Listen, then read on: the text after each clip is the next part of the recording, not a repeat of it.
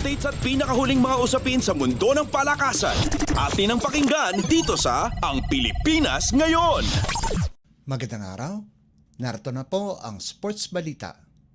Namatay ang dating Olympian at Pasig City Vice Mayor na si Rosalio Yoyong Martires sa edad na 77.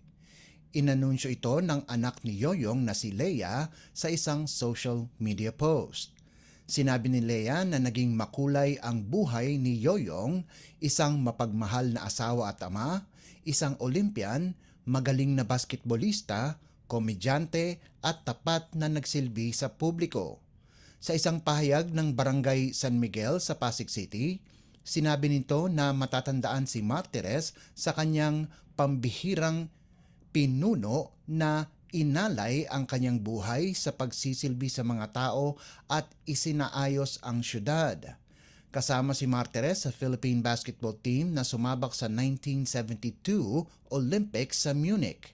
Ito ang huling pagkakataon na nagkwalipika ang bansa sa Summer Games sa larangan ng basketball. Naglaro din si Martires sa PBA para sa koponan ng San Miguel Beermen.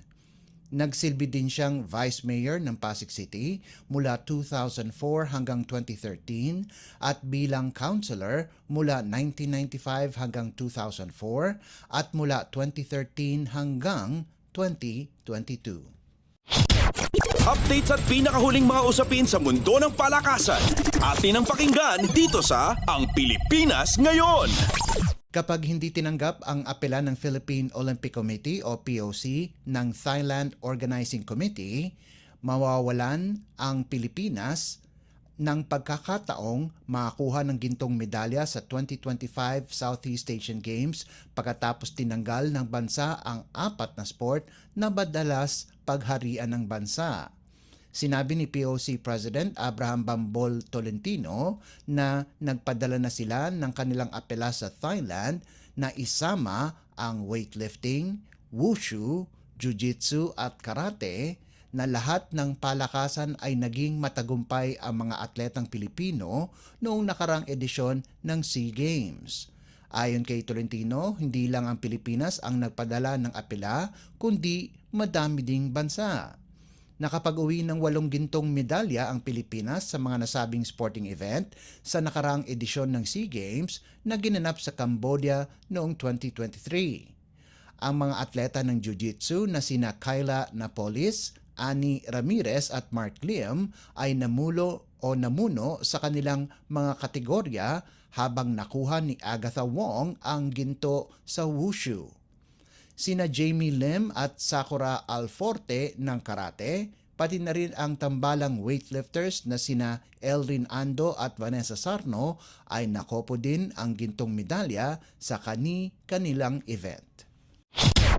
Updates at pinakahuling mga usapin sa mundo ng palakasan. Atin ang pakinggan dito sa Ang Pilipinas Ngayon.